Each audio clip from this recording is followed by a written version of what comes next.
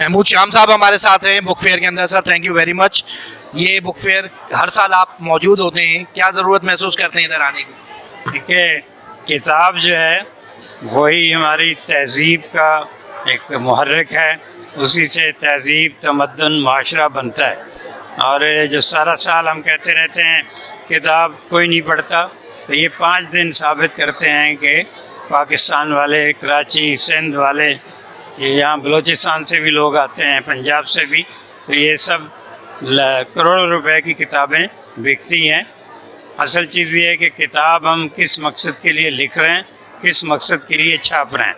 तो जो चीज़ें पाकिस्तान की तामीर के लिए कोशिशें की जा रही हैं, वो हर उम्र के पाकिस्तानी ख़रीद रहे हैं वो किताबें।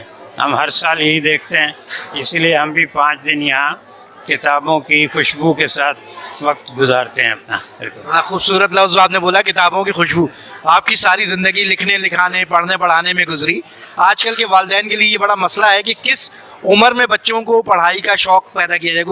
बच्चे बड़े हो जाते हैं, वो कहते हैं पढ़ने का शौक़ ही नहीं, किस उम्र में? नहीं, मेरा ख्याल है ये भी एक वालिदैन का बहाना ही कहना चाहिए उसे।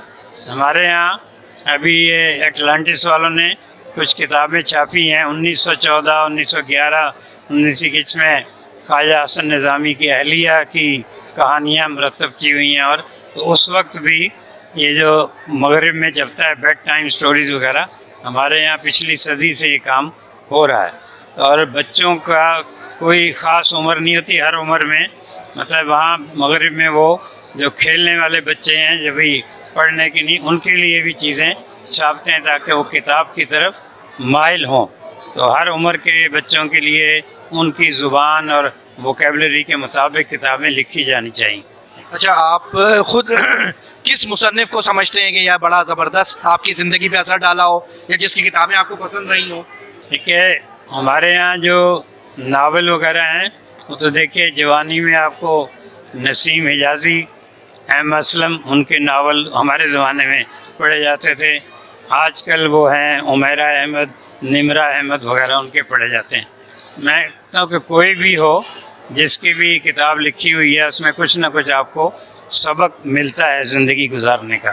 थोड़ा सा अपने इदारे के बारे में बताइएगा, इतराफ़ क्या क्या काम कर रहा है? ये हम सारे ही तकरीबन जंग से आरवाई सब जगह काम किया आला ओहदों पर।